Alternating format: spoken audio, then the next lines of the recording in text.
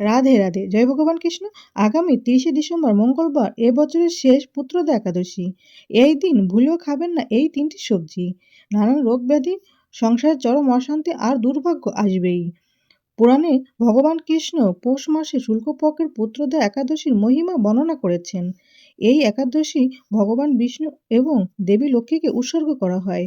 এই ব্রত পালন করলে মনের কামনা বাসনা পূর্ণ করে, সমৃদ্ধি আনে এবং সন্তানের মঙ্গল হয়।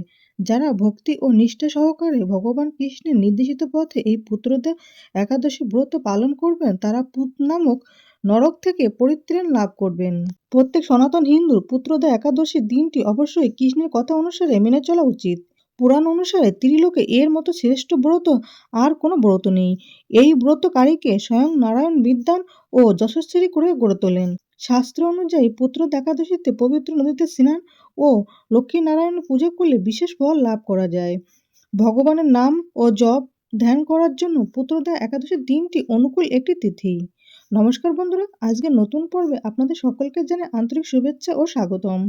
আজ আমরা জানবো স্বয়ং ভগবান কৃষ্ণের বলা পুত্রদা একাদশীর দিন কোন কোন 3টি সবজি খাওয়া উচিত নয়। এই দিন যে সবজিগুলি খেলে জীবনে ঘনিয়ে আসতে পারে চরম দারিদ্রতা, পরিবারের সদস্যদের লেগে থাকবে নানান রোগ ব্যাধি, বাড়ির সন্তানদের জীবনে নেমে আসবে চরম অমঙ্গল, ঘরে এবং বাইরে কথায় কথায় সৃষ্টি হবে অশান্তি। আপনি কোনো ভালো কাজ করতে চাইলেও লোকে সেটাকে খারাপ ভেবে নেবে। সংসারে নেমে আসবে চরম বিপর্যয় ও দুর্ভাগ্য। আপনি পুত্রদা একাদশীর কোনো ব্রত পালন করুন অথবা না করুন, কিন্তু এই দিন অবশ্যই হিন্দু শাস্ত্র অনুসারে নিষিদ্ধ খাবারগুলি এড়িয়ে চলুন। তাহলেই আপনি আর আপনার পরিবার সুস্থ ও সুরক্ষিত থাকবেন। বন্ধুরা, এই পুত্রদা একাদশীর অধিষ্ঠাত্রী দেবতা হলেন নারায়ণ। পক্ষ শুক্লপক্ষ। বন্ধুরা, পঞ্জিকা অনুসারে 30শে ডিসেম্বর 2025 মঙ্গলবার সকাল 7:51 একাদশী তিথি শুরু হচ্ছে এবং 31শে ডিসেম্বর 2025 বুধবার সকাল 5:01 একাদশী তিথি ছেড়ে যাবে। নিমবাগ ও ইস্কন মতে 31শে ডিসেম্বর বুধবার 2025 পুত্রদা একাদশী পালিত হবে। পারণের সময় হবে ইস্কন মতে 1 জানুয়ারি 2026 বৃহস্পতিবার সকাল 6:40 থেকে সকাল 10:14 মধ্যে একাদশীর পারণ করে নিতে হবে এবং নিমবাগ মতে পারণের সময় হবে বৃহস্পতিবার 1 জানুয়ারি 2026 সূর্যোদয় থেকে সকাল 10:14 মধ্যে একাদশীর পারণ করে নিতে হবে।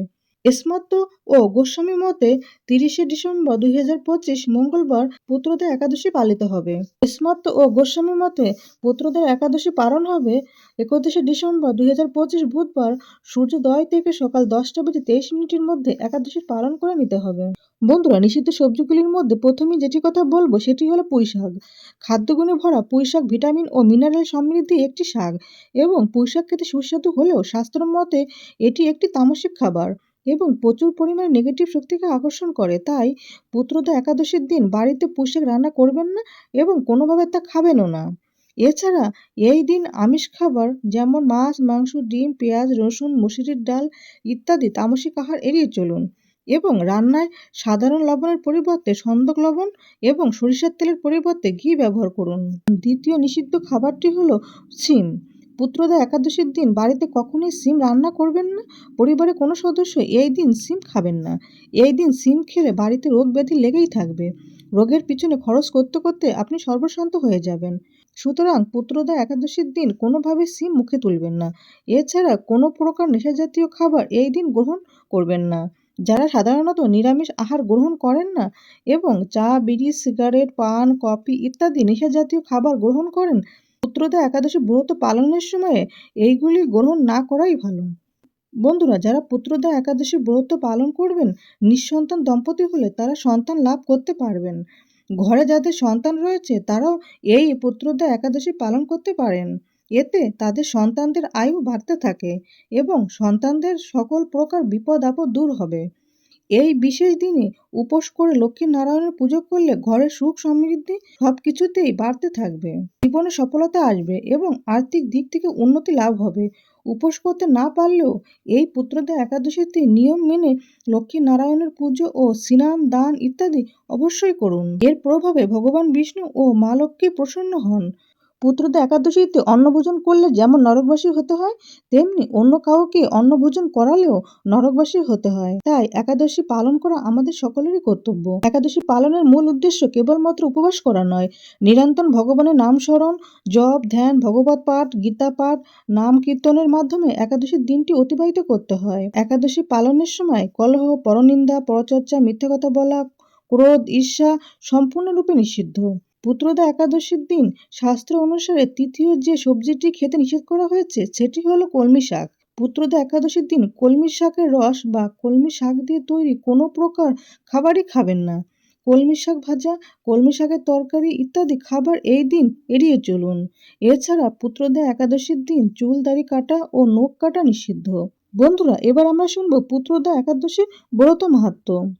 রাধে রাধে, জয় শ্রীকৃষ্ণ। যুধিষ্ঠির বললেন, হে কৃষ্ণ, পৌষ মাসে শুক্লপক্ষের একাদশীর নাম কি? বিধিই বা কি? কোন দেবতা এই দিনে পূজিতা হন এবং আপনি কার প্রতি সন্তুষ্ট হয়ে এই ব্রতফল প্রদান করেছিলেন? কৃপা করে আমাকে সবিস্তারে তা বলুন। শ্রীকৃষ্ণ বললেন, হে মহারাজ, এই একাদশী পুত্রদা নামে প্রসিদ্ধ। সর্বপাপ বিনাশিনী ও কামদা এই একাদশীর অধিষ্ঠাত্রী দেবতা হলেন সিদ্ধিদাতা নারায়ণ। ত্রিলোকে এর মতো আর কোনো শ্রেষ্ঠ ব্রত নেই। এই ব্রতকারীকে নারায়ণ বিদ্বান ও যশস্বী করে তোলেন। এখন আমার কাছে ব্রতের মাহাত্ম্য শ্রবণ করুন। ভদ্রাবতী পুরীতে সুকেতুমান নামে এক রাজা ছিলেন। তার রানীর নাম ছিল শৈবা। রাজা দম্পতি বেশ সুখেই দিন যাপন করছিলেন। বংশ রক্ষার জন্য বহুদিন ধরে ধর্মকর্মের অনুষ্ঠান করেও যখন পুত্র লাভ হলো না, তখন রাজা দুশ্চিন্তায় কাতর হয়ে পড়লেন। তাই সকল ঐশ্বর্যবান হয়েও পুত্রহীন রাজার মনে কোনো সুখ ছিল না। তিনি ভাবতেন পুত্রহীনের জন্ম বৃথা ও গৃহশূন্য। পিতৃদেব মনুষ্যলোকের কাছে যে ঋণ শাস্ত্রে উল্লেখ আছে তা পুত্র বিনা পরিশোধ হয় না। পুত্রবান জনের এ জগতে যশ লাভ ও উত্তম গতি লাভ হয় এবং যাদের আয়ু, আরোগ্য, সম্পত্তি প্রভৃতি বিদ্বান থাকে। নানা দুশ্চিন্তায় গ্রস্ত হয়ে রাজা আত্মহত্যা করবেন বলে স্থির করলেন। কিন্তু পরে বিচার করে দেখলেন আত্মহত্যা মহাপাপ। এর ফলে কেবলমাত্র দেহের বিনাশ মাত্র হবে, কিন্তু আমার পুত্রহীনতা তো দূর হবে না। তারপর একদিন রাজা নিবিড় বনে গমন করলেন। বন ভ্রমণ করতে করতে দ্বিপ্রহর অতিক্রান্ত হয়ে রাজা ক্ষুধায় তৃষ্ণায় কাতর হইলেন। এদিক ওদিকে জল আদির জন্য অনুসন্ধান করতে লাগলেন। তিনি চক্রবাক, রাজহংস এবং নানা রকম মাছের পরিপূর্ণ একটি মনোরম সরোবর দেখতে পেলেন। সরোবরের কাছে মুনিদের একটি আশ্রম ছিল। তিনি সেখানে উপস্থিত হলেন। সরোবরের তীরে মুনিগণ বেদপাঠ করছিলেন। মুনিবৃন্দের শ্রীচরণে তিনি দণ্ডবৎ প্রণাম করলেন। মুনিগণ রাজাকে বললেন, হে মহারাজ, আমরা আপনার প্রতি প্রসন্ন হয়েছি। আপনার কি প্রার্থনা বলুন। রাজা বললেন, আপনারা কে এবং কি জন্যই বা এখানে সমবেত হয়েছেন? মুনিগণ বললেন, হে মহারাজ, আমরা বিশ্বদেব নামে প্রসিদ্ধ। এই সরোবরে স্নান করতে এসেছি। আজ থেকে 5 দিন পরেই মাঘ মাস আরম্ভ হবে। আজ পুত্রদা একাদশী তিথি। পুত্রদান করে বলেই এই একাদশীর নাম পুত্রদা। তাদের কথা শুনে রাজা বললেন, হে মুনিবৃন্দ, আমি অপুত্রক, তাই পুত্র কামনায় অধীর হয়ে পড়েছি। এখন আপনাদের দেখে আমার হৃদয়ে আশার সঞ্চার হয়েছে। এ দুর্ভাগা পুত্রহীনের প্রতি অনুগ্রহ করে একটি পুত্র প্রদান করুন। মুনিগণ বললেন, হে মহারাজ, আজ সেই পুত্রদা একাদশী তিথি, তাই এক্ষুনি আপনি এই ব্রত পালন করুন। ভগবান শ্রী কেশবের অনুগ্রহে অবশ্যই আপনার পুত্র লাভ হবে। মুনিদের কথা শোনার পর যথাবিধানে রাজা কেবল ফল মূলাদি আহার করে সেই ব্রত অনুষ্ঠান করলেন। দ্বাদশী দিনে উপযুক্ত সময়ে শস্যাদির সহযোগে পালন করলেন। মুনিদের প্রণাম নিবেদন করে নিজ গৃহে ফিরে এলেন। ব্রতের প্রভাবে রাজা যথাসময়ে একটি তেজস্বী পুত্র লাভ হলো। হে মহারাজ, এই ব্রত সকলেরই পালন করা কর্তব্য। কল্যাণ কামনায় আপনার কাছে এই ব্রত কথা বর্ণনা করলাম।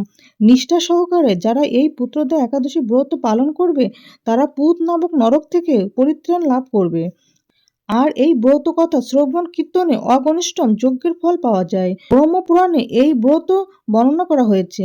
অতএব ব্রত মাহাত্ম্য কথা সমাপ্ত। বন্ধুরা, আশা করি ভিডিওটি আপনাদের কাছে সামান্য হলেও উপকারে আসবে। ভগবান কৃষ্ণ ও মা লক্ষ্মীর কৃপায় আপনারা সবাই ভালো থাকুন, সুস্থ থাকুন, এই প্রার্থনা করি। আজ তাহলে এখানে সমাপ্তি করলাম। জয় ভগবান কৃষ্ণ, জয় মা লক্ষ্মী। রাধে রাধে।